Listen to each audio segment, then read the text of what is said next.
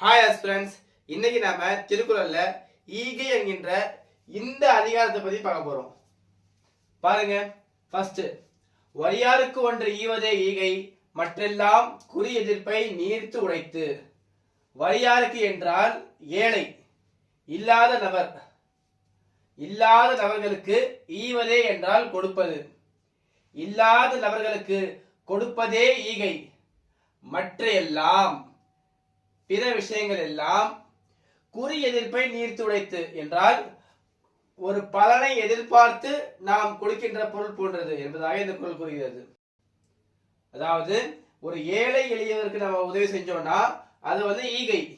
ஒரு பணக்காரனுக்கோ அல்லது மற்ற ஒரு தோழருக்கோ நம்ம உதவி செஞ்சோம்னா நம்ம எதுக்கு செய்யறோம்? அந்த உதவியை கைமாற நம்ம எதிர்பார்த்து செய்யறோம் என்பதாக இந்த குறள் கூறுகிறது.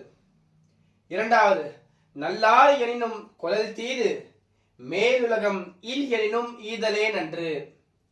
நல்லார் எனினும், நல்லார் எனினும் அதாவது நல்ல வழி என்றாலும் பிறரிடம் இருந்து வாங்கிக் கொள்கின்ற இந்த தன்மை தீது, தீய விஷயம். அதே சமயத்தில் மேலுலகம் இல் எனினும் மறுமை நாள், மறுமை வாழ்க்கை இல்லை என்றாலும் ஈதலே நன்று, மற்றவர்களுக்கு கொடுத்து வாழ்வதே ஒரு நல்ல விஷயம் என்பதாக இந்த குறள் கூறுகிறது.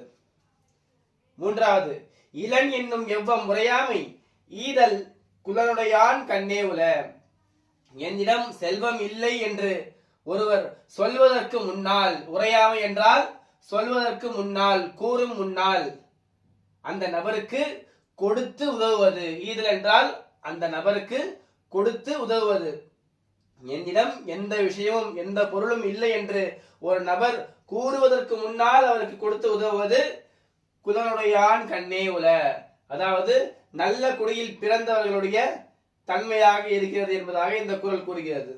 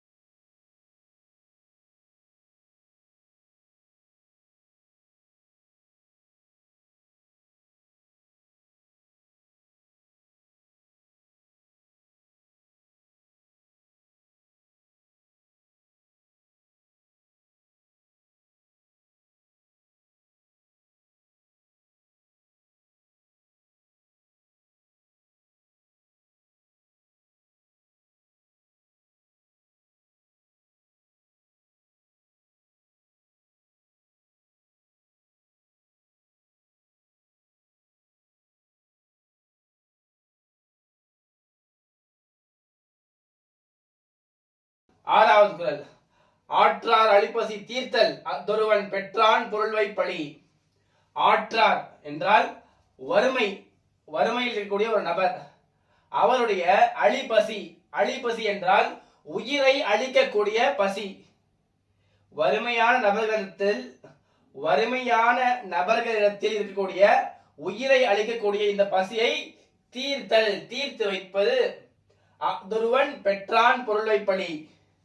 இந்த ஒரு விஷயம் ஒருவன் பெற்ற செல்வங்களை சேர்த்து வைக்கும் இடமாக இருக்கிறது என்பதாக இந்த குறள் கூறுகிறது. ஏழாவது, பாத்தூன் மறியவனை பசி என்னும் தீப்பினி தீண்டல் அரிது. பாத்து உண்ணா பகிர்ந்து உண்பவன், பகிர்ந்து உண்ணக்கூடிய இந்த பழக்கம் உடையவன். மறியவன்னா இந்த பழக்கத்தை உடையவன். இது போன்ற ஒரு மனிதரை பசி என்னும் தீப்பினி தீண்டல் அரிது. பசிங்கிற அந்த ஒரு தீய ஒரு நோய் இது போன்ற நபர்களுக்கு தீண்டுவது மிகவும் அரிதான ஒரு விஷயம் என்பதாக இந்த குறள் கூறுகிறது. எட்டாவது, ஈத்துவக்கும் இன்பம் அறியார்கொல் தாமுடைமை வைத்திழக்கும் மண்கணவர். ஈத்துவக்கும் இன்பம் அதாவது பிறருக்கு கொடுத்து அதில் மகிழ்ச்சி காண்கின்ற அந்த இன்பம் அறிய மாட்டார்களா என்று திருவள்ளுவர் கேட்கிறார்.